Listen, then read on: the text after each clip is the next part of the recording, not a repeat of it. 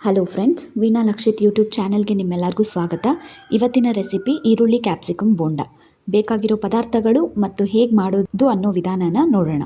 ಅದಕ್ಕೂ ಮುಂಚೆ ಯಾರೆಲ್ಲ ನನ್ನ ಚಾನೆಲ್ನ ಸಬ್ಸ್ಕ್ರೈಬ್ ಮಾಡದೆ ನೋಡ್ತಾ ಇದ್ದೀರಾ, ದಯವಿಟ್ಟು ಸಬ್ಸ್ಕ್ರೈಬ್ ಮಾಡಿ, ಸಪೋರ್ಟ್ ಮಾಡಿ.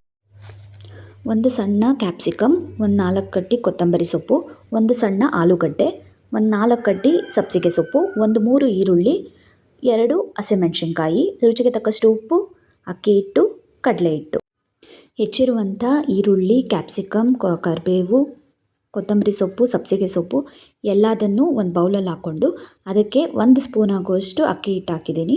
ಸೊ 1 ಬಟ್ಲಾಗುವಷ್ಟು ಕಡಲೆ ಹಿಟ್ಟು ಹಾಕಿದ್ದೀನಿ. ಉಪ್ಪು, ರುಚಿಗೆ ತಕ್ಕಷ್ಟು ಉಪ್ಪು, 1 ಚಿಟಿಕೆ ಸೋಡಾ ಪುಡಿ ಹಾಕಿ ಚೆನ್ನಾಗಿ ಎಲ್ಲದನ್ನು ಮಿಕ್ಸ್ ಮಾಡ್ಕೋಬೇಕು ಫಸ್ಟು.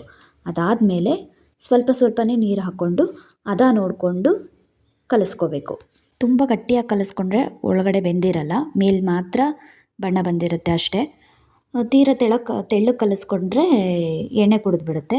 ಹಾಗಾಗಿ ನೋಡ್ಕೊಂಡು ಕಲಿಸ್ಕೊಳ್ಳಿ. ಈ ಥರ ಇಷ್ಟು ಇದ್ದರೆ ಸಾಕಾಗುತ್ತೆ. ಕಲಿಸ್ಕೊಂಡ್ಮೇಲೆ ಒಂದು 5 ನಿಮಿಷ ಅದನ್ನು ಹಾಗೆ ಬಿಡಬೇಕು. ಒಂದು ಬಾಣಲಿಯಲ್ಲಿ ಎಣ್ಣೆ ಕಾಯಕ್ಕೆ ಇಟ್ಕೊಂಡಿದ್ದೀನಿ. ಎಣ್ಣೆ ಕಾದಿದೆಯಾ ಅಂತ ಫಸ್ಟು ಒಂದು ಸ್ವಲ್ಪ ಚೆಕ್ ಮಾಡ್ಕೊಳ್ಳಿ. ಎಣ್ಣೆ ಕಾದಿದೆ ಅಂತ ಆದರೆ ಫ್ಲೇಮ್ನ ಮೀಡಿಯಮ್ ಮಾಡ್ಕೊಳ್ಳಿ. ನಿಮಗೆ ಯಾವ ಸೈಜ್ ಬೇಕು, ಸ್ವಲ್ಪ ಸಣ್ಣ ಬೇಕಾ ಅಥವಾ ದಪ್ಪ ಬೇಕಾ ನೋಡಿಕೊಂಡು ಬೋಂಡ ಹಾಕ್ಕೋಬೇಕು. ಒಂದೇ ಸಾರಿ ತುಂಬ ಬೋಂಡ ಹಾಕ್ಕೊಂಡ್ರೆ ಎಣ್ಣೆ ಹೀಟ್ ಕಡಿಮೆ ಆಗಿ ಸರಿಯಾಗಿ ಬೇಯೋದಿಲ್ಲ ಮತ್ತು ತುಂಬ ಟೈಮ್ ಆಗುತ್ತೆ ಬೇಯೋದಕ್ಕೆ. ಎಣ್ಣೆ ಪ್ರಮಾಣ ಎಷ್ಟಿದೆ ಅಂತ ನೋಡಿಕೊಂಡು ಅದಕ್ಕೆ ತಕ್ಕನಂಗೆ ಎಷ್ಟು ಹಾಕ್ಕೋಬೇಕೋ ಅಷ್ಟು ಹಾಕ್ಕೊಳ್ಳಿ. ನೋಡಿಕೊಂಡು ಗೋಲ್ಡನ್ ಕಲರ್ ಆಗೋವರೆಗೂ ಚೆನ್ನಾಗಿ ಫ್ರೈ ಮಾಡ್ಕೋಬೇಕು. ನನಗಿಲ್ಲಿ 2ನೇ ಒಬ್ಬೆ ಆಗಿದೆ. ಸೊ ನಾನು ತೊಗೊಂಡಿರೋ ಪ್ರಮಾಣದಷ್ಟು ನೀವು ಐಟಮ್ಗಳನ್ನ ತೊಗೊಂಡ್ರೆ ನಿಮಗೇನಿಲ್ಲ ಅಂದರೂ 20 ಬೋಂಡ ಆರಾಮ್ಸೆ ಆಗುತ್ತೆ.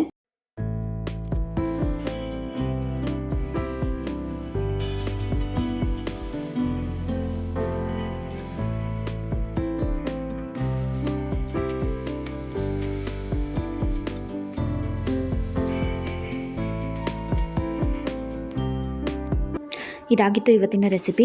ಎಲ್ಲ ಟ್ರೈ ಮಾಡಿ ಹೇಗೆ ಬಂತು ಅಂತ ಕಾಮೆಂಟ್ ಮಾಡಿ. ವೀಣಾ ಲಕ್ಷಿತ್ ಯೂಟ್ಯೂಬ್ ಚಾನಲ್ನ ಸಬ್ಸ್ಕ್ರೈಬ್ ಮಾಡ್ಕೊಳ್ಳಿ, ಸಪೋರ್ಟ್ ಮಾಡಿ. Thank you.